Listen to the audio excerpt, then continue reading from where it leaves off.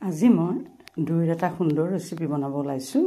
তাৰ বাবে মই এয়া চাওক সুন্দৰ ডাঠ দৈ অলপমান লৈ লৈছোঁ। চাওক অতি সুন্দৰ দৈটো, দৈৰে বনাম মই ৰেচিপিটো, সেইকাৰণে দৈ লৈছোঁ।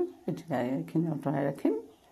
এতিয়া দৈটোৰ লগত বনাবৰ কাৰণে মোক এটা বস্তু লাগিব, সেইটো হৈছে আম। এতিয়া এই আমটো মই সুন্দৰকৈ এতিয়া বাকলি গুচাম। চাওক এইটো সুন্দৰকৈ বাকলি গুচাই ল'ম, লৈ পেলাই এইটো মই এতিয়া সুন্দৰকৈ কাটি ল'ম। এতিয়া যিহেতু আমৰ বতৰ, গতিকে মই এই ৰেচিপিটো আপোনালোকৰ মাজলৈ আগবঢ়ালোঁ। আপোনালোকে বনাই খাব পাৰিব। এতিয়া এই আমটো বাকলি গুচাই এয়া কাটিছোঁ।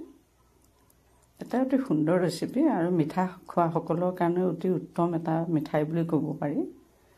বৰ সুন্দৰ খাবলৈ। এইটো চাওক আমখিনি কটা হৈ গ'ল। এতিয়া চাওক এইটো আঁতৰাই ৰাখিলোঁ আৰু মগ এটা পাতিলোঁ। তাতে এইখন চাওক কটনৰ কাপোৰ, পাতল কটনৰ কাপোৰ হ'লে ভাল হয়। মই এইখন সৰু কাপোৰ এখন লৈছোঁ। আপোনালোকে গামোচাও ল'ব পাৰে কটনৰ। মানে দৈখিনি চাওক অলপ পাতল হ'ব লাগে কাপোৰখন, ভাল। এনেকৈ দৈখিনি মই এতিয়া সম্পূৰ্ণ চেকি পানীটো আঁতৰাই ল'ম। দৈটো ভাল হ'লে চানাটো অলপ বেছিকৈ ওলাই যায়, সেইটো কাৰণে ভাল হয়। এতিয়া মই এইখিনি চাওক এতিয়া সুন্দৰকৈ এইটো চেপি ল'ম, পানীটো আঁতৰাই ল'ম। চাওক বৰ সুন্দৰ, খাবলৈও ভাল। আপোনালোক যদি মোৰ চেনেলটোলৈ এইটো যে টেষ্টি কিটচেনলৈ প্ৰথমবাৰ আহিছে, তেতিয়াহ'লে মোৰ চেনেলটো ছাবস্ক্ৰাইব কৰি ল'ব আৰু লাইকছ কমেণ্টছ কৰিব। এতিয়া গ্ৰাইণ্ডাৰ মেচিনৰ বাতিটো পাতি দিলোঁ। চাওক তাতে আম কেইচকল মই পেলাই দিলোঁ। ইয়াতে মই পেষ্ট কৰি ল'ম। এতিয়া ইতিমধ্যে দৈখিনি ওলালে, চাওক চানাখিনি ওলাই গ'লে। এইখিনি মই বাতিটোতে কাটি ৰাখিম। এয়া চাওক এয়া কাটি ৰাখিলোঁ। ওলাইছে চানা, ভালেখিনি ওলাইছে। এয়া চাওক এতিয়া মই এটা কেৰাহী পাতিলোঁ। পাতি পেলাই এয়া দৈখিনি মই ইয়াতে দিছোঁ। এহেতা দিছোঁ, ধৰক এটা জোখ লাগিব।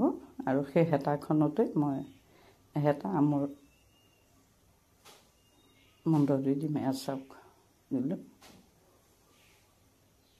আৰু মিঠা সোৱাদ জোখাৰে দিব। আপোনালোকে যদি অলপ মিঠাটো বেছি ভাল পায় খায়, তেনে মিঠাটো অলপ বেছিকৈ দিব।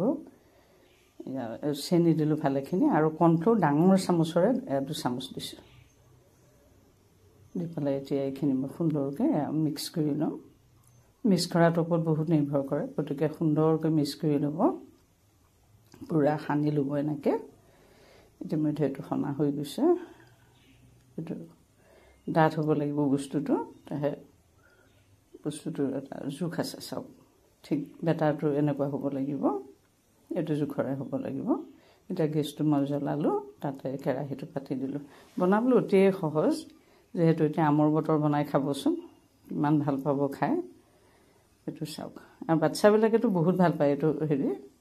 ইতিমধ্যে উতলা ঠিক আৰম্ভ হৈছে আৰু এয়া চাওক উতলি আছে, অকণমান কমিছে, এয়া কমি গৈ আছে। এনেধৰণে পকাই গৈ থাকিম। চাওক এয়া চাওক কালাৰটো কিমান ধুনীয়া হৈছে। এয়া অলপ সময় লাগে পগাওঁতে,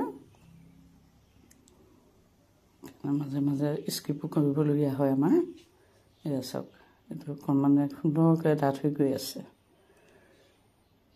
এয়া চাওক এয়া কাষত দেখিছেনে পাপৰৰ নিচিনা লাগি গৈছে, তাৰমানে এইখিনি ইতিমধ্যে হৈ গৈছে। কাষত পাপৰৰ নিচিনাকৈ লাগিলে জানিব যে সেইটো হৈছে, নহ'লে পগাব লাগিব।